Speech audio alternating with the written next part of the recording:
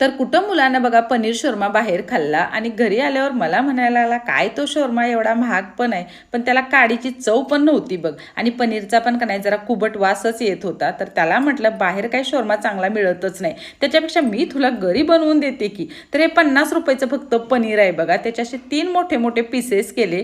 त्यातली दही घ्यायचं आहे, दह्यात की नाही आलं लसूण पेस्ट, तिखट, हळद, मीठ, गरम मसाला, धना पावडर, कसुरी मेथी वगैरे वगैरे हे सगळं चांगलं मिक्स करून घ्यायचं. पनीरला सगळा हा दह्याचा मसाला बघा लावून घ्यायचा आणि 15 मिनिटं तर हे मुरत ठेवायचं आहे. आता तोवर का नाही पांढरे तीळ पॅनमध्ये हलकेसे असे भाजून घ्यायचे. थंड झाल्यावर मग त्याच्यात की नाही लसणाच्या कुड्या, थोडंसं तेल घालून मिक्सरला चांगली त्याची बारीक पेस्ट करून घ्यायची. तिळाचं मेयोनीज आपलं बघा तयार झाले. आता हे मुरलेलं पनीर आहे की नाही ते पॅनमध्ये मग त्याला चांगलं उलटून पालटून खरपूस असं बघा फ्राय करून घ्यायचं. आता हे फ्राय झालेलं पनीर एकावर एक असं ठेवायचं. त्याच्यामध्ये एखादी स्टिक किंवा टूथपिक असते बघा, ती पण चालते, ती मधोमध अशी खोचायची